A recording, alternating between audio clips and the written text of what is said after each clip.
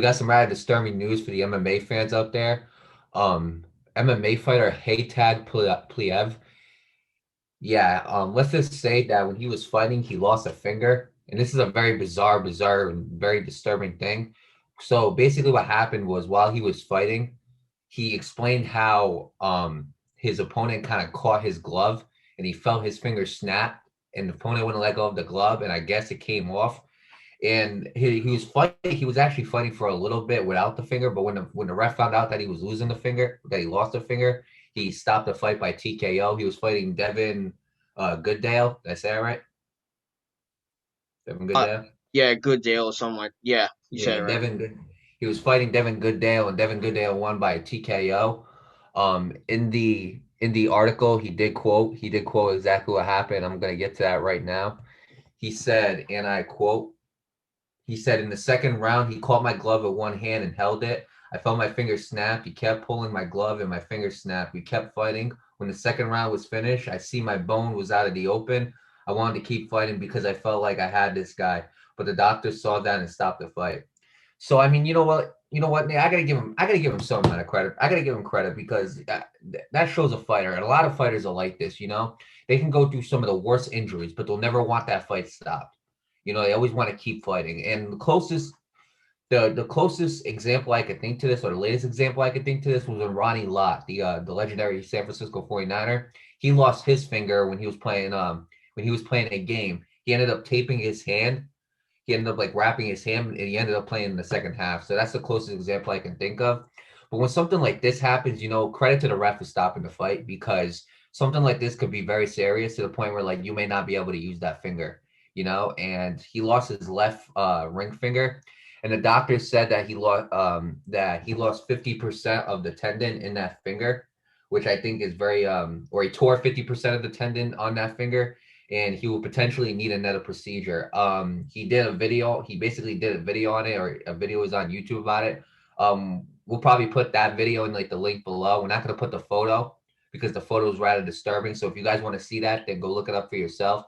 If not, if you guys have like kind of like a weak stomach, or you don't want to see stuff like that because Nate even was disturbed by it, then I suggest not looking it up.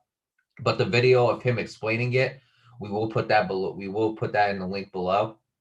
So yeah, Nate. You know what? With that being said, I wish Pliev the best of luck. In a full recovery of his finger. Obviously, it's such a disturbing injury, and it's something I never really seen before in the MMA, where somebody lost a finger. Like I've seen obviously like devastating injuries, like obviously guys getting choked out, um, guys who like ended up getting hit really hard, they get knocked out, guys breaking arms or arms snapping from like arm locks, like ankle snaps. I've seen all types of stuff like that, but I never really seen somebody break like actually break their finger off. Get their finger broken off. And not only that, the fact that the finger was inside the glove, I just think that's really bizarre. I just think that's a really bizarre thing. The fact that the finger was inside your MMA glove, because those MMA gloves are wrapped very well. They're wrapped very tight. So I just found it very, very like kind of strange that the finger was inside the glove. Excuse me, but when Pliev was talking about it, he seemed like he was in some good spirits, which was a good sign. It didn't seem like he was like negative about it. He gave out a statement about it too, so it doesn't seem like he's like it doesn't seem like he's really like you know it's affected him like that much like emotionally or psychologically. But I'm glad to see that he's in good spirits about this, because this is a devastating injury. And with that being said, I wish him the best of luck. Yeah, I wish him the best of luck too. Yeah, if I find the video, I'll put it in the description down below. I'll put the link to it.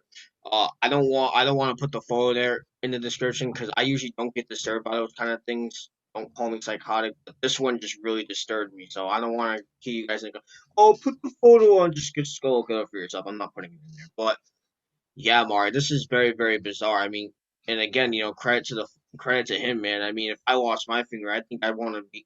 If I lost my finger, look, take me to the damn hospital, quick! Ambulance! Ambulance! This dude just wanted to keep fighting. There, that's. I gotta give this dude some credit, man. Like most, if not all of us, would probably be like, I kind of need to go to the hospital. I kind of lost my finger. Like. That's just Yeah, how we would be. This is how we would yeah. be. And this dude wanted to keep fighting, man. I don't know what else to say. That's some quality dedication to the sport. But yeah, man. I mean, I don't know how that happens. I'm just not sure how that happens. I couldn't tell you. I mean, I can understand how like the finger snapped. I can understand how finger snapped off. If the guy snapped it and held on to it, and eventually it fell, I can understand that. The one part about it I don't understand is how does it get lodged inside the glove? Yeah, that I don't know that Like the glove, it's such a bizarre occurrence that just almost right? never happens. Like it's Right. so Like you look at like right, like you look at a UFC glove or like an MMA glove. It's got the holes inside the glove. It's probably about 3 ounces. So it's a very small glove. They obviously wrap your hand, I maybe the same way as they do with like a boxer, maybe a little bit different since it's MMA. I'm not sure. For you guys who box or do MMA, please leave the comment down below on like exactly how they wrap your hand and everything like that. We'd love to know. But the finger though, like it's so tight of a glove. I don't understand how the finger got lodged inside that glove. I don't. yeah, it And I don't doesn't make understand any how, sense. but I don't. I mean, I probably understand why how he didn't feel it because you're in the moment, so you really don't feel your finger inside the glove. If you're in the moment, if you're worried about somebody punching you in the face, that's the last thing you're worried about is like how your hand is feeling or your glove. But I mean, like it's weird, Nate. It's just a very, very bizarre and disturbing injury. Yeah, absolutely. It's man, I don't even want to keep talking about this, man. So with that being said, I do wish him the best of luck moving forward. Absolutely. I hope he properly heals because that's just that like did he get that surgically back on his the part that fell He out? Did he? got So he got a surgery for it. I think right now I think they did reconnect it. I got the update today that the MMA fighter, I'm pretty sure he got his finger reconnected Okay. or he got his surgery reconnected. But I mean, he still got to go for another surgery. So Yeah. Yeah, so with that being said, yeah, good luck to him in the future. Best of luck in his healing process, and I hope he can properly heal.